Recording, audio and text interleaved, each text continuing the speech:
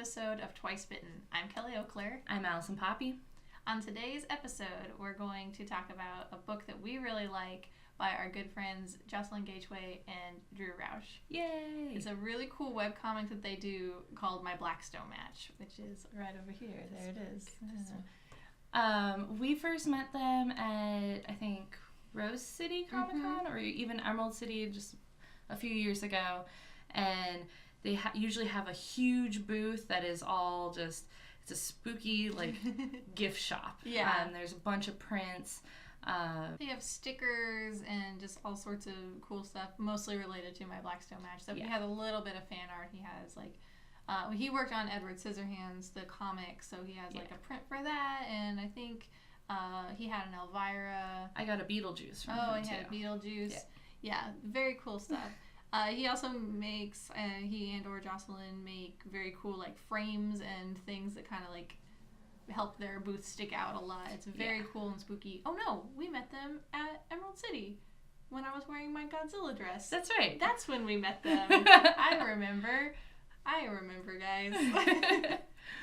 Yeah, so we sort of stumbled into them because I was wearing a Godzilla dress and we were walking by and Drew just kind of yelled out like, "Oh, hey, I like your dress." And my immediate reaction to seeing them was that they were too cool for us. Like way too cool for me, especially. Maybe not too cool for Allison, because Allison is very cool. Well, their aesthetic is so old school Halloween, and with a little bit of goth mixed in there, that it immediately just like drew us into them. And they're super nice people too. Yeah, they're amazing. We love them. And then the following Rose City, we ran into them again, and we were doing lots of interviews for our Out of the Fridge YouTube, and so I interviewed them, and it was very, very cool, and they told us all about My Blackstone Match. We talked to them a little bit about it at Emerald City. Yeah. But there was a lot going on in Emerald City, as there always is, so we got to interview them some more about it, which you can check out on our Out of the Fridge YouTube. Yeah. That's the plug right there. So we like My Blackstone Match quite a bit. The general plug for it is that it is about a town who is afraid of Halloween. And which is actually a thing that happens. Yeah. Drew recently told us that in his hometown, the local church would like do these things in the woods that were very anti-Halloween. They had like anti-Halloween celebrations, but in the woods. Yeah, the in the woods part is the part where I'm like, I feel like we're getting into some weird territory that they didn't mean to get into, judging by it's like a church. But I was telling Allison, it's funny because, like, my hometown was a town in the middle of nowhere in Illinois, and some of the churches had some very similar issues where, like, I had a girl I went to school with who I, tried to ask her what she was going to be for Halloween, and she said, "Oh, I don't celebrate Halloween, that's the devil's birthday." And I was like, I don't think that's true. That's weird. There was, churches who did, like, alternative Halloween things so that, like, it was, like, people could still do something on Halloween, but it wasn't, like, dark stuff. It was, like, why don't you come to church and do church things on Halloween? And I was like, I would never do that. No. No offense if that's your thing, but it's not my thing. I want to do spooky stuff on Halloween. Similarly, some of the same churches that did that sort of stuff in my hometown some people moved in that owned a witch store. Like a Wicca store. Oh, yeah. They tried to pay them to leave town. They legitimately paid them to leave town. They didn't leave town, which is the best part of that, is that they just framed the check and put it on the wall, and were like, they tried to pay us to leave. People are weird, man. But, so that's what that made me think of, and I was just like, wow. But they're from Pennsylvania. Yeah, Pennsylvania, so they kind of have that sort of spookiness, I guess, about them, where they're from the other part of the country. Yeah. They mentioned Devil's Night, which is another thing we'll get into later, which is not a thing in most of the country. Because we didn't really know. The only time I've ever heard of Devil's Night was The Crow. Yeah, I've never heard of that. But something I like about my Blackstone Match is if you wear a lot of black, you this happens. It's happening right to me. You will go outside after getting dressed and you're all ready to go, and then you realize my blacks don't match. And that, I guess, is where the title comes from, too, is that happened to Jocelyn. Yeah, Jocelyn they were getting ready to go somewhere, and she just was like, my blacks don't match, and Drew said that would be a good name for a book. So that's the name of the book. It's so relatable. Well, that's the thing, is like, as soon as we saw it, we were like, oh, same. When you're a little gothy kid, you're trying to look beautiful. Yeah. So the main sort of characters are a girl named Salem, though that is not her full name. She has a longer name. Yeah. She goes by Salem, and she lives in this town that hates Halloween, and they like cancel Halloween every year, and she's very gothy and stuff, so it's clearly like her sort of thing. Yeah. But everyone else in town does not their thing. They're very boring humans. There's a scene where she goes to get coffee, and everyone is ordering the same drink, which is just coffee, light sugar. And she steps up and says, I would like a black coffee. And the guy just, like, freaks out on her. And just, like, breaks him. Yeah, he just is, like, very upset by her name, by the way she looks, because she has, like, bright pink hair that's, like, shaved on the sides. And there's a sign that says, no pumpkin spice lattes ever. And I was like, how dare you? Kelly's drink of choice. It is.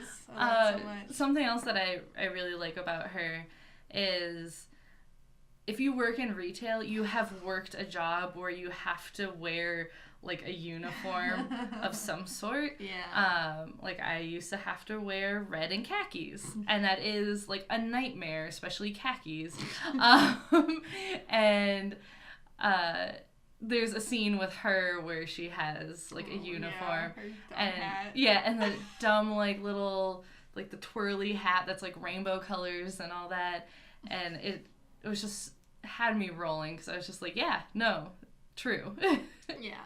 And so we sort of follow her a lot through the town, and sort of through her you see a lot of this sort of boring town. But also happening is there's, like, all these spooky things happening in the town. Like, they're clearly afraid of monsters because there are monsters. Yeah. But they also are trying to, like, sweep it under the rug and, like, ignore it, and just they think if they, like, cancel Halloween and never talk about monsters and nothing's bad's ever gonna happen.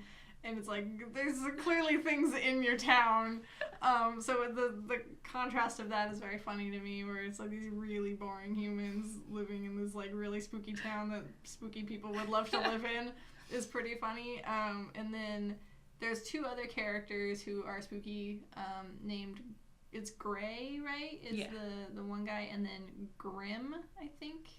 It's Gryme, and I meant to ask Drew if that's Grim or Grime, but I'm sure it's probably Grim. I think so. We might be. We'll find out if we're wrong. Drew, tell me if I'm wrong. I'm sorry. But they're these spooky guys who live in a house in the cemetery. Yes. Because where else would you want to live? Of course. So this book is basically the first chapter, which is all I've read right now. It is a webcomic. There's 2 chapters roughly out now. I haven't read it all because I'm the worst, but I'm gonna. But you can read it online, and you can find the link in the description. Yeah. Oh yeah. We're gonna have a link to it. But it's they're just very cool dudes that live in the woods, and they're so, like, funny. It's a very funny book. It's a lot of dark humor. Yeah, it's like silly. I would describe it as, like, if you like the sense of humor of, like, Invader Zim, the new Edward Scissorhands comic that Drew did the art in. It's like has, like, the spooky Halloween feel going on, but then it would just have things and jokes that would just leave you rolling, and all the Halloween puns and everything. Yeah. Part of Drew's aesthetic with his art is very clearly from the Beetlejuice cartoon from when we were kids. And Jocelyn, as a writer, also clearly loves, spooky stuff, and sort of has a similar sense of humor to that with the like dark humor, but it's like not, it's never like gross, I don't feel like. No. There is some like sort of gory stuff that happens, but it being paired with his art makes it not because his overly art gory. Is so cartoony that it's not something that would like make you gag or anything like that. Though he also, we were talking about his like aesthetic with art, and he also mentioned Ren and Stimpy, and there are some panels where it does that thing where it like zooms in on something, and it's like very almost gross, or it's like you talked about, you can see every hair and pore, or something. And like things in their teeth. 'Cause I remember that watching Ren and Stimpy when I was a kid, and those scenes making me uncomfortable. It's like too much. Yeah, it's like too close and then too much detail, like gross detail, and you're like, I don't know if I wanted that in my cartoon, but it works, especially as an adult. You're like, that's pretty funny. It's really good. The other thing about it is that the other stories in the town are they feel very like urban legends and folklore, and there's some of them are sort of taken from that. Jocelyn is very into that sort of thing, and so it all feels that way, and it all, because they like cut away from the main story with Salem, and you'll just see all these little snippets of things in town, and sometimes it'll be one page, and sometimes it'll be a couple pages, and it just sort of depends. But like there's one that's just these two little pumpkin guys, and one of them says don't do it, and he says I'm gonna do it, and he's like don't do it, and he's like I'm gonna do it, and he like pokes the other one, and its tummy like explodes or something, and it's only like one page, and the other one's just like oh no. It's really funny, even though it's also a little gross. It's very much that like dark, weird humor that I feel like we kind of grew up with. Like some of the cartoons we grew up with definitely had that kind of stuff. Yeah, well, I mean, like Rocko's Modern Life had like weird things going on in it, which is also coming back, and I'm super stoked for it. There was another cartoon that was like super... The Beetlejuice one. I mean, Beetlejuice. Out there. We mentioned Invader Zim. Yeah. Yeah, if you like the weird humor in Invader Zim where it's just like very much almost like social commentary stuff, like mixed in with this like weird stuff that's happening, that's kind of what a lot of some of the like humor in the town feels like here. Yeah. And I appreciate it. Coming from a small town where you feel like the weirdo all the time, but then you kind of think that they're all the weirdos, definitely that's the feeling of this book, I think. Something else about this book that I really like, and that I would recommend to people, is if you like Trick or Treat. Oh, yeah. Just because Trick or Treat has all of like the short stories that are very Halloween based. Yeah. Obviously they all take place on Halloween. But they're all connected, and these ones seem to be, but heavily Mr. Jinx, which is all the art's done by Drew.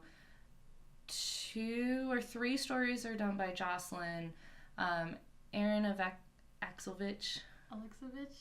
Alexovich. Sorry, Aaron.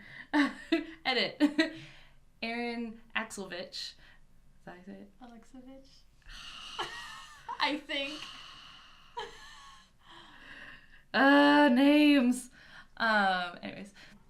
Aaron has been working on Invader Zim, and he has been working on the Invader Zim comic book. Ricky Simmons, who's the voice of Gurr, and Laura Graves, who does 666 Bistro.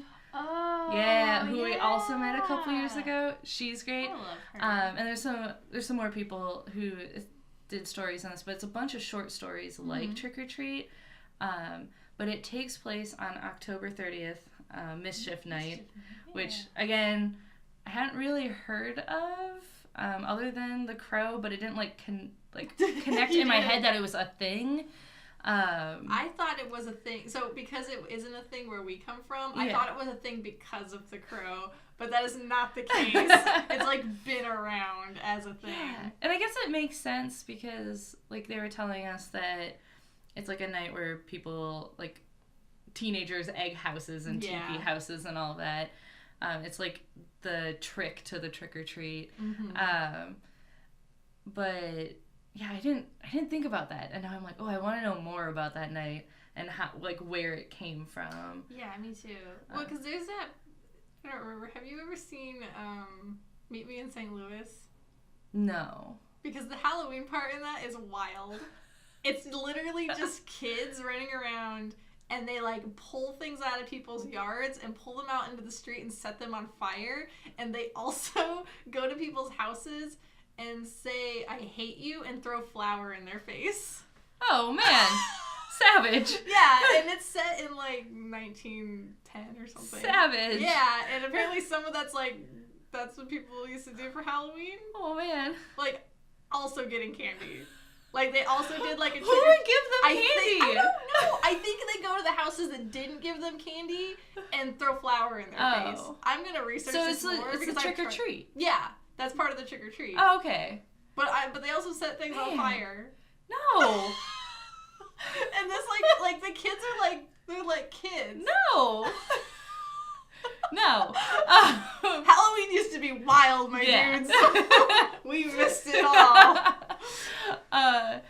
But this book, it follows Mr. Jinx, who's a cat who appears on Mischief Night and watches things happen. He doesn't, like, there's a couple stories where he kind of causes things to happen, kind of like Sammy and Trick or Treat. I was gonna say, like Sam. Yeah. She read this one and I haven't. That's yeah. what she's telling me about it. I really like Mr. Jinx's design too, because it's like that very old school black cat who's on all of like the old school Halloween very decorations. Classic Halloween. Yeah, but also looks like my cat. I'm into black cats. It's not as fluffy as our cat.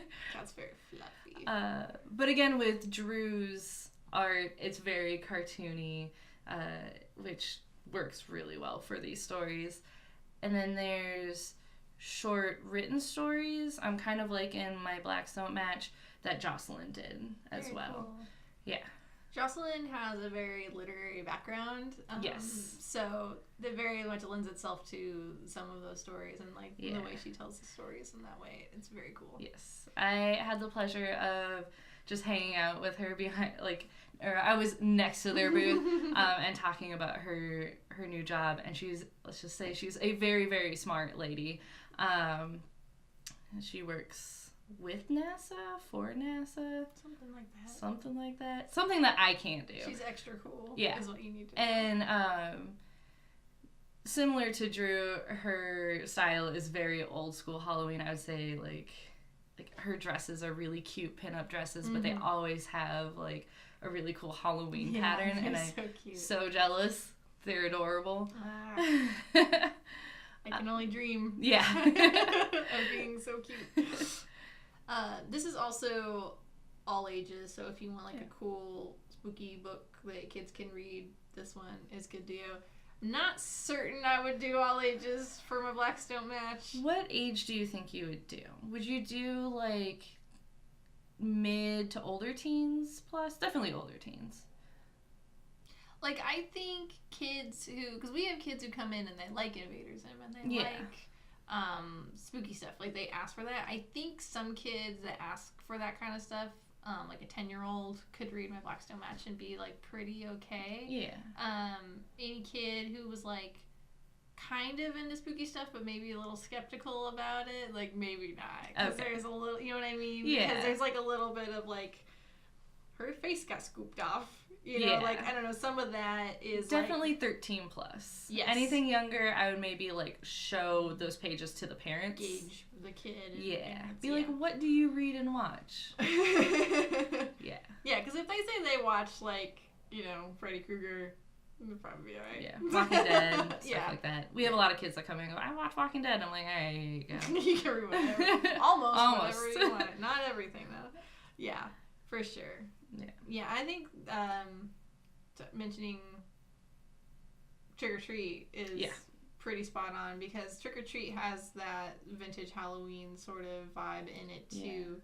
With all like the stories too. Yeah, just the aesthetic. Yeah, we're gonna just keep saying aesthetic on this episode. Do you have a favorite character in my Blacks Don't Match as far as this first chapter? I really like Salem. Yeah, I like Salem too. I think it's just so relatable. Like, again, I've been working in retail since I was 16, and up until working at a comic book store, I had to have, like, a uniform on, and just kind of being thrown in, like, or not thrown in, but, like, finding these guys and being friends with them, and then, she's just so fun. Well, because it's sort of established that they're friends right away, so I'm very interested to read a lot more and find out more about each character. In the back of this trade, they have some stuff about, like, the character designs and stuff for each character, and so they kind of mention a little bit about Mr. Gray, but, like, not enough to tell you, because his outfit is, like, circus hobo is what they call it, and it has something to do with his backstory that we haven't learned yet as far as the source volume. I do like the Grimm, though, Mr. Grimm. Oh my gosh. Release the bats! There's Release the bats. It's so cute. Love it. Did you get the print of Release the Bats from Joe? I think I have the sticker of Release the Bats. Okay. I need to put it on something, because I do, like, relate to Mr. Gray a lot, because that specific thing I like, and then he talks a lot about loving candy corn, and I also love candy corn. Allison's wrong. I do not like candy corn. Candy corn is delicious. It's delicious candy. No. There's a lot of debate going on about that this Halloween season. Dakota, my husband, and I both love candy corn. Allison does not love candy corn, so I would just, like, eat it. Just be like, it's delicious. It's your candy. Those are my candies. I'll gladly eat all the candy corns. My Black Soap match will be returning in the next probably couple weeks. They're hoping for Cryptmas, which is great, and I'm stealing that. Coming back, Cryptmas. Cryptmas. Yes.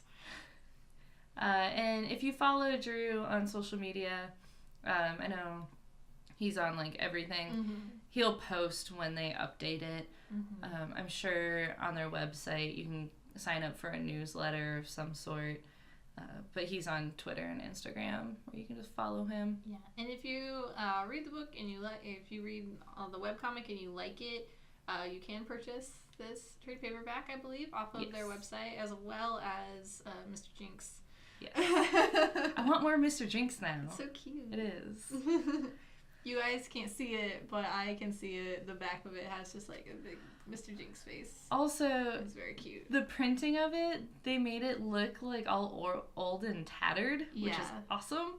It did freak Kelly out earlier. She was like, oh no, it's torn. And I was like, nope, it's just that way. Yeah, I thought there was, like, a weird printing error, and she was like, no, it's meant to look like that. And I was like, oh, I knew that. If someone told you they liked, like, X thing, what would you recommend them to read by Blackstone Match? I know we mentioned Trick or Treat. Yeah. Goosebumps. Oh, yeah, totally. Goosebumps, whether it's the books that we read when we were kids, or even the new movie. I thought the new movie was cute. It's very cute. And that one is geared towards all ages. It has some spooky monsters in it. You know, the thought just occurred to me that kids come in that like creepypastas. Oh. And if they like creepypastas, that's basically just urban legends and folklore kind of for the new age. So maybe all those kids looking for creepypastas. Are you afraid of the dark? Absolutely. Yeah. I thought of that too. I was like, is she there doing something new with that? Yeah. Yeah. That's like my favorite. Love it. Yeah, those are two things like from my childhood that really stick out, other than stuff that we've already talked about. We brought up Invader Zim earlier, but I used to read Johnny the Homestyle Maniac. Oh, yeah. Yonan's art style is very similar with like the cartooniness and exaggerated and all that. The story is a lot different. Maybe if you really prefer Squee over that one, definitely this. Because Squee has weird creatures and aliens and just anything you can think of is in that book. But maybe that, I'd be like, you should check out this. Okay. Yeah. Very cool. I know you're a little bit more versed on that. Yeah. That end of things. It's been a little bit since I've read it, but I plan on rereading it. But Johnny's pretty dark, right? Johnny is very dark. Yes. Yes. He paints walls with blood. Yes, that's what Yeah. I thought. That's what these kids tell me. Yep. By kids, I mean you. Me. Any other specific comics? Does someone like a specific comic? Like we said earlier, definitely check out the Edward Scissorhands comic. Oh, he did. Well, Drew also did the art for that Eldritch with Alex Alexovich. So that's another cool one. I haven't got to read it yet. Yeah. We have it at the shop, and I see it, and I need to read that. And a Goosebumps comic just started. It's a 3-part miniseries. And Drew did some covers. Right? Yeah, he's doing covers for 2 and 3. Very cool. Harrow County. Oh yeah. If someone like that, maybe this. They're not the same sort of storytelling, but at least for a while, I'm way behind on Harrow County. But they were putting sort of local folklore, urban legends in the back of the issues, where people could send in like their local that's cool. things, and they would do like a little 1-page spread of it or whatever. Oh, that's so cool. It was pretty cool. They were like, send us your local haints. Like, it was really cool. So it definitely sort of has that vibe because it's the like kind of southern horror feel. So I kind of think they go together in like a weird way. Especially those backup stories. Yeah. I wish there was a little bit more Halloweenie stuff like this. Yeah. And clearly, there needs to be more. There needs to be a lot more. Definitely check out Laura Graves' stuff. Oh, yeah. We'll also link to things in the description, anyone who we talk about. But her stuff is definitely spookier and darker with a sense of humor. It's very funny. Yeah. Very cool. At the shop, we only have 2 of her books. I'm not sure if she has more out. It's just been a little bit since I've seen her. And then, let's see. Blood and Gourd. Oh, yeah, Blood and Gourd. Local to Olympia, Washington. Yeah. That's a comic about a pumpkin patch that there's a lot of things going on in it, but there's both like an evil like corporation or something, and also like satanic things happening, and basically there's like pumpkin monsters that attack everyone at a pumpkin patch, and it's amazing. One of my favorite images from that book is as of us recording right now, they're in a Kickstarter for number 3, which is fully funded already. But it's just a pumpkin with teeth like around someone's face. So it's so funny, and I like it. But like scary at the same time. Yeah, the art's really cool, and it's not like cartoony. It's more comic book art. Yeah, like the way you think of. Yeah. That one's really fun. And yeah, it's local, so it's like kind of extra fun for us. But yeah, we definitely love My Blackstone Match. It's very much classic Halloween aesthetic mixed with other things. Yeah. And just if you love like folklore and urban legends and things like that, if you love Halloween, it's definitely a book you should check out. And you can check it out for free on the internet, so like why not? No excuses. Yeah. Well, and I had someone say to me on November 1st, it's no longer Halloween. Untrue. Every day is Halloween, and we need more things like this in our lives. So go check them out. If you see them at a Comic-Con, go up to their table. They have tons of stickers. They have enamel pins now. Oh, yeah. Which are really neat. Yeah, go say hi. They're really cool people. Yeah, it's right now, according to Drew, when I interviewed them, it is Turkey-ween. Yes. Because it's November. Turkey-ween. Because you gotta eat. Yeah. Right. And then as soon as it hits December, it will be pre-Halloween until October, and then it is Halloween. That is our year. That's how we live our lives. It's very true. It's always Halloween in my heart. Someone told Alison it wasn't Halloween because she has a awesome pin that says Future Ghost. Yeah. And she just looked at it and went, it's not Halloween anymore. I was like, so? I should have been like, it's always Halloween in my heart. Yeah. In my black heart. It's always Halloween. It's that comic I shared where someone was like, where's the Halloween party? And it was like, I am the Halloween party or something. Same. Cool. Well, I suppose this concludes our second episode of Twice Bitten. We made it. We guys. made it. I really hope that you enjoy my Black Snow match. Yes. And Let us know. You'll see posts about it. Yeah.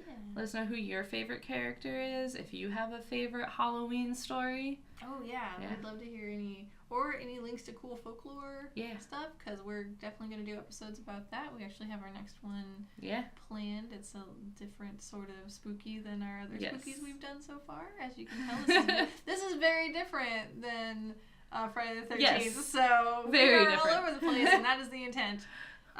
Just a reminder that this is currently a monthly show, so if you don't hear from us for a month, that's why. Because we have a couple other shows going on, obviously, and possibly one more in the works. Possibly. We're busy bees. So monthly show right now. If we get, more. Yeah. Make sure to like, share, and please subscribe to this channel. Yeah. It really helps us. We have a few goals for the future that we haven't reached yet. It's only our second episode. But if you subscribe, it definitely helps us get there. I know on YouTube you can also set up notifications for when we post. Yeah, hit that little bell icon. Yeah. And we will post links in the description so you can find all the people that we've talked about, especially my Black Snow match, all that crew. Yeah. Awesome. Well, thank you for joining us this time, and we'll see you next time. Thank you, guys. Thank you.